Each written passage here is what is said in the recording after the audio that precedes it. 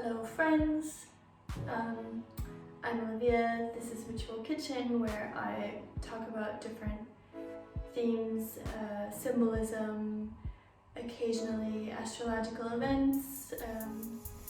Sometimes I pick a tarot card where I then take that as inspiration for a meal, and then I do a lot of fermentation.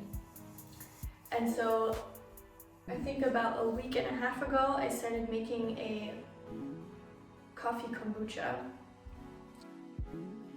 I'm gonna do a kombucha based on coffee. I've recently realized how much my body has trouble with coffee. So I've been weaning myself off of it, drinking less, now just 1 cup a week, and then my body really rebels. But it's quite a hard habit to kick. If I can ferment it, so I'm just gonna try it. Maybe that'll be my way of still getting to consume coffee. So I've got like a liter of coffee. I'm gonna add the roughly 100 grams of sugar. Stir that sugar.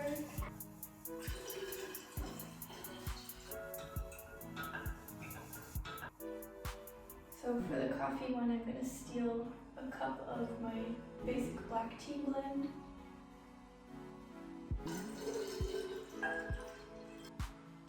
Again, what a beautiful, slimy, shiny disc of the bacteria. This one is so cool too. It has some like quite crazy texture to it. If you can see, it almost looks like a planet. So definitely manifested that whole planetary metaphor quite effectively. So I'm putting this guy in here. Hope he's gonna be okay.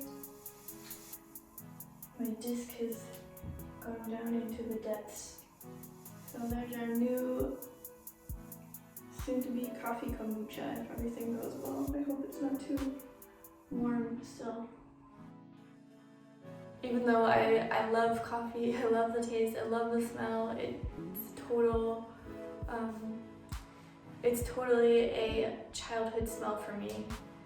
Reminds me of breakfast and slow weekend mornings and everything, but I've come to realize and come to learn that my body is a little bit more sensitive to coffee than I thought. I just kind of ignored it. Yeah, it brings me out of balance a little bit, even though I love the taste and the smell. I thought I would make a coffee kombucha because then I would be getting the pros of a fermented beverage, you know, the good gut bacteria, and also it breaks down most of the caffeine, so that wouldn't be a problem.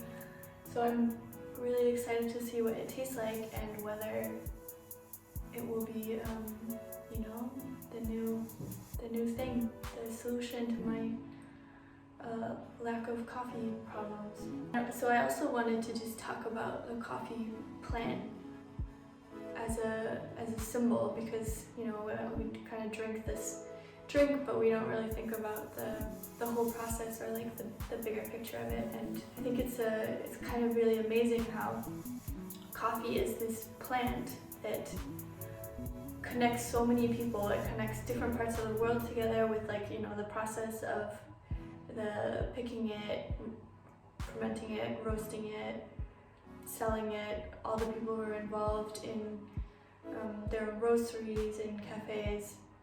So it's amazing how his plant has connected so many people, not only in that way, but also in every single moment that people share coffee together, because it is, I mean, apparently coffee used to be used for rituals, and that's essentially what it still does. It's still used for small pockets of time where people come together to connect, to talk about ideas, you know, have conversation, have communication, and that little coffee cake can kind of facilitate some of that, yeah, the energy and that spark that we have when we come together for this little moment in time to connect and share. So yeah, there is something extremely beautiful about the coffee plant, and I think, you know, yeah, when you can't drink coffee or you need to find an alternative, then sometimes it's nice to just connect with like the original energy of what this plant actually means and realize what it was, you know, what it was providing in your life, and then you can, you know, maybe find some other way to get that energy. Yeah, and the coffee plant is, you know, so much about inspiration. You know, you take a break from your job, from your work, you go get your coffee, you take, you know, those 10-15 minutes out of that day to slow down but also speed up. And so I feel like the essential energy that coffee basically is or brings is one of, you know, inspiration, inspiring you to get things done, to make your idea a reality, or even for like every single person who is involved in the coffee business. It is amazing that this plant has inspired so many people to learn about it, to grow it, to cultivate it, to try and find the best roast, to, you know, build their business around it, to create a cafe where these kinds of these themes all come together. So yeah, that's my little coffee symbolism intro. And now I'm gonna see how this kombucha turned out. So I've it's done a bit of a strange thing. The SCOBY, when I put it in after, you know, letting everything cool down and mixing in the sugar, it didn't go all the way up, so it's kind of built it's like a very strange morphing of two different SCOBYs, because we've got a new one on the surface. There we have our coffeeified SCOBY that's kind of looking pretty interesting. It actually smells like coffee. So this has quite a lot of like sediment in it, so I'm gonna actually strain it because I'm not sure. Yeah, I don't want that in my drink.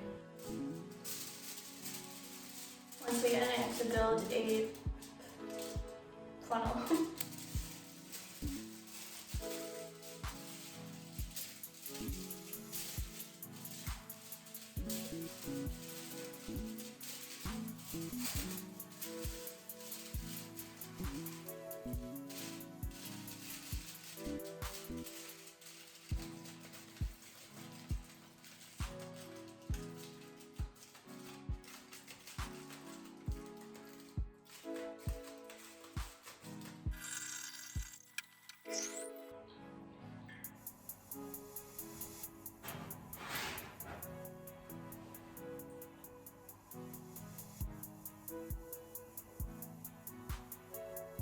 It's interesting.